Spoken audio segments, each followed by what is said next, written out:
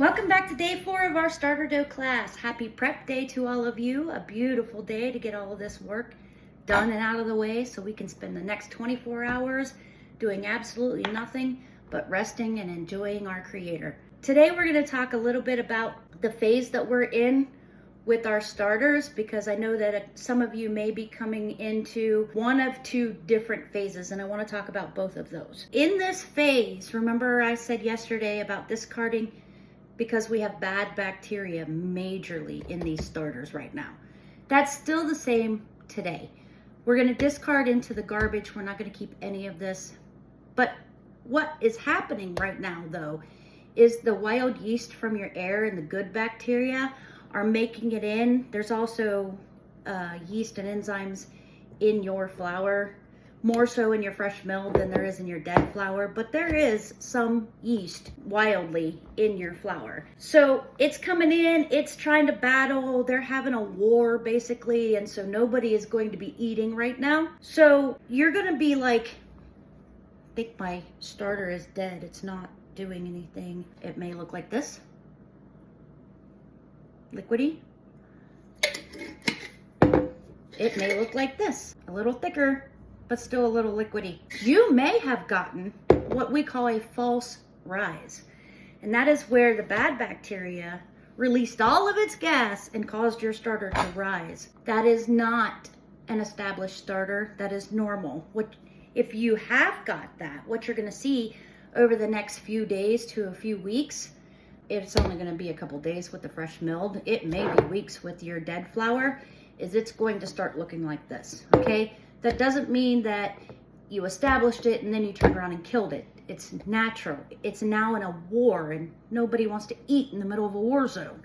So it's gonna look a little dead. After you've had that false rise, it's went dormant like this, and all of a sudden, your yeast and your good bacteria then have conquered the land, and now they're the ones that are established inside your starter. Then you're gonna start seeing it take off. Okay, once you see that and it has happened for 3 days in a row, that is when your starter is ready to use.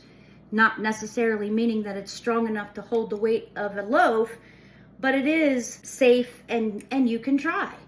Okay, again, it's going to happen quite a bit sooner with the fresh milled because it still has all of its natural nutrients in it, which is superfood for that yeast and that lactic acid. Okay, so let's get started with discarding and feeding our starters. We're going to start again with our dead flour one. Remember, that's the measuring cup one. So move my scale out of the way here. And if you remember yesterday when we did this, we started out with a tablespoon of starter, and then we ended up adding almost 3 tablespoons of water. So what I'm going to do today is I'm going to take that 1 tablespoon of starter. See how runny that is? That means that the bacteria has eaten through its food, okay? So, and that's a good thing. You want that, okay? So we're gonna take that 1 tablespoon of starter, set this aside for a second, and we're gonna add, let's do 3 tablespoons of water. And here's what we're gonna do differently today. We're gonna put in this 3 tablespoons of water, and we're gonna mix this before we ever even put the flour in. So we're gonna mix it until our starter clouds our water and makes it look milky. That means we're distributing evenly our yeast and bacteria through. So it's gonna look like milk, just like that. Okay, now we're gonna add our 1/4 cup of bread flour. Sorry, that was a little loud, wasn't it? Get your trusty little spatula. Remember, slow so you don't throw flour all over your counter. Wonderful. So what we've learned with my bread flour, and it may not be yours, because all flour and all temperature, all environment, they're all different when it comes to this. So that's why you can't go by a certain recipe. But with my type of bread flour, which is literally Pillsbury, that 3 tablespoons of water with the starter and the flour was perfect. So this is what we got, that thick pancake batter. Perfect. Remember that we are going to discard this into the garbage because it's still full of bad bacteria. And because this jar is pretty clean, you can clean it if you want. If you don't want, that's fine also. Today, I'm not going to clean it because it is pretty clean. So I'm going to be able to mark the jar and see through it to see if it's rose. So I'm just going to scrape this out. Give me 1 second. Okay, I am going to wipe out the side of the jar just because when I was scraping it, obviously because it was liquid. Good enough. See that? I can see through it. That's all that matters. Now we're going to take this. I got it on my hand. Sorry. Now we're going to take this. And remember, we're just going to cover the bottom of the jar. And you know what? That poured a little too easy for me after just sitting for like literally 1 minute. So I'm going to add just a little bit more flour to it. Maybe like a tablespoon. I want it a little thicker. There we go.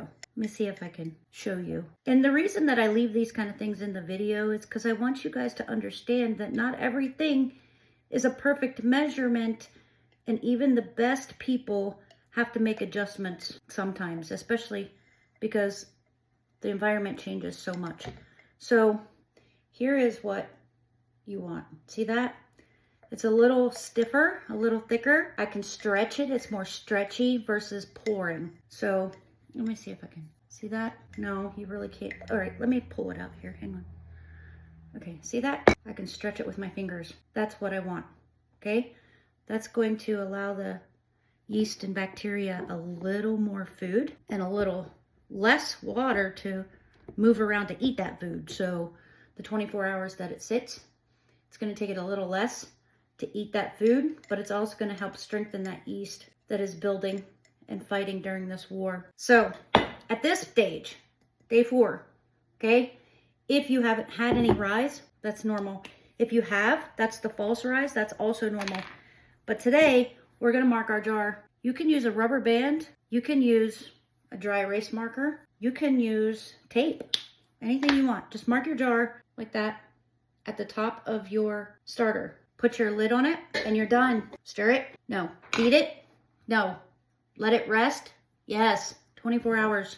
Okay? Remember, this goes in the garbage as well. Okay? Which I'll do in a little bit. All right. Now on to our weights and our fresh milk. With you guys, same thing. You're not going to see as dramatic of a rise as you will with the dead flour, but you may see some rise. Like I can tell you right now that this one has risen. It started out right about here. Remember, we just covered the bottom of the jar. It's risen a little bit. You see some bubbles. This is its first false rise.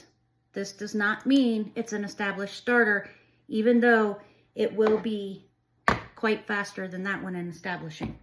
Okay? Yes, I'm using the same spatula. It doesn't matter. Flour is flour. Okay? So I forgot to put my bowl on before I turn my scale on. Remember to put your bowl on before you turn your scale on. So it's at 0. You're not weighing the bowl. You're weighing your starter flour and water. This one is beautiful. Look at that stretch. Although you can tell it's a little more runny. So it was eating through its food, which is a great thing. That's what you want. So we want 25 grams. Always discard back down to 25 grams. You don't want to keep any more than that because you're going to stress your little baby out. And you don't want to stress it out. You want it to grow healthy and big and strong. Okay. Oh, are you 23 or 25? You 25? No, you're 20. Okay, we're going to just add a little more since you want to go back and forth. Perfect. All right, 25 grams starter. Now we're going to do the same thing with this one. We're going to add the 25 grams of water and then we're going to mix it before we add the flour. Remember I said yesterday about if you go over on your grams of water, that's fine. You're just going to add equal parts of flour. Well, guess what I just did? I went over on my flour or my water. So I actually ended up putting 3 grams over what I wanted to put in here. Excuse me. So 28 grams. So I'm just going to put 28 grams of flour in here. That is still more than the 25 grams I started with starter. So it's fine. As long as it is above your starter contents. Mix it until it's mixed into the water and it looks like this. Okay, I'm gonna put this back on the scale, 0 it out. And then remember I said we're gonna add 28 grams of flour because I accidentally went over on the water, which is fine. So it'll be 28 grams of flour. There we go. Mix this in slowly so you don't pour your flour onto, or throw your flour onto the counter. This one is going to be a little slower at mixing. There we go.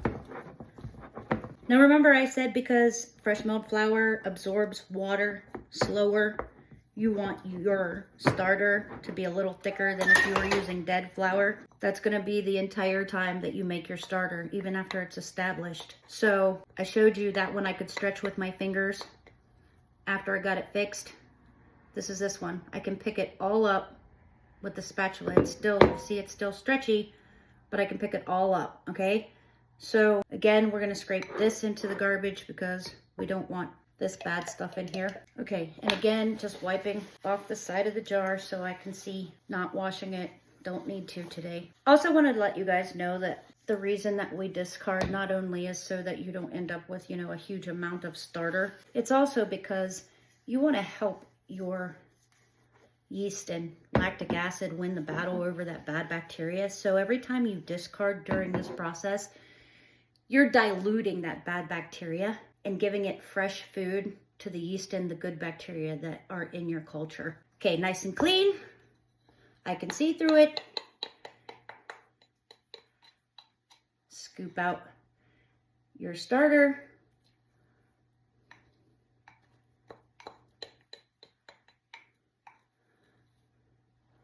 Drop it right into the bottom of your jar. Move it around so it flattens out a little bit. Get those air pockets out so that you can actually tell what an air bubble or a gas bubble is versus the air bubble that just from it sitting in there. Because this is quite thick. See that? And again, with it, same thing. Dry erase marker, rubber band, hair tie for all it matters. Tape, just mark it right at the top of your starter. That's a little high. Right at the top of your starter, cover it and let it rest for another 24 hours. And we'll come back on day 5. Remember, written material with these videos to tell you the why behind what we do. The videos are just the what. I'll see you tomorrow.